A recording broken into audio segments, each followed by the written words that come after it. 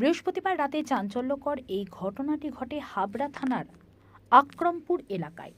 পরিবার সূত্রে জানা যায়, রাত 9:30 নাগাদ ঘরের দরজা খুলতেই পরিবারের সদস্যরা দেখতে পান একটি মদের বোতল এবং ঘরের দরজায় হাতে লেখা একটা কাগজ লাগানো। একদম প্রথমেই বড় করে লেখা রয়েছে সাবধান, এরপরে লেখা রয়েছে আমরা হলাম ধর্ষক, এরপরেই হুমকির সুরে লেখা হয়েছে আগামী 5 দিনের মধ্যে তোকে তুলে নিয়ে গিয়ে 15 জন মিলে ধর্ষণ করে আবার বাড়ির সামনে ফেলে দিয়ে যাব।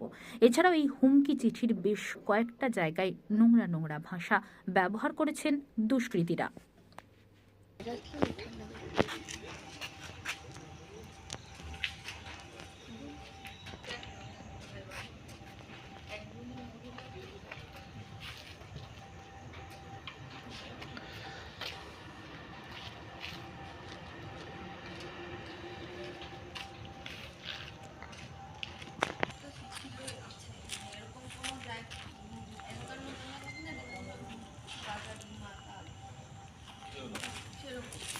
আমাদের পুরো কৈপুর মেন রোড গমকল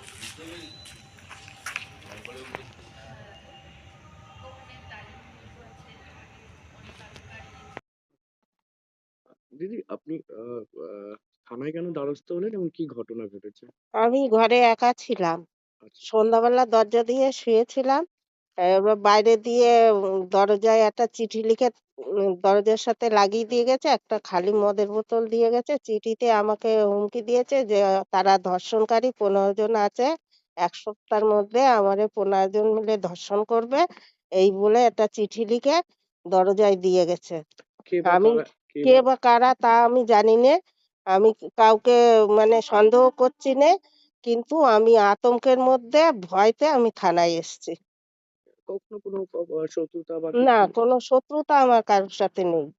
সেরকম কোনো শত্রুই আমার সাথে নেই। আমি কেন বাড়ির থেকে বেরোইও না, কারোর সাথে কোনো অশান্তিও নেই আমার। কে কে আছে বাড়িতে আপনার? আমার বাড়িতে 2 ছেলে আর স্বামী আর আমি 4 জন আমরা। কখনো কোনো পুরনো শত্রুতা বা না, কিছু? আমাদের কোনো পুরনো শত্রু নেই। আমি ভাড়া ছিলাম। তারপরে এখানে 15-16 বছর ধরে ঘর করে আছি। আমার কোনো শত্রুতা নেই। আর কোনোদিন এরকম আমি কোনো কোনোদিন এই সমস্ত দেখিওনি বা শুনিওনি।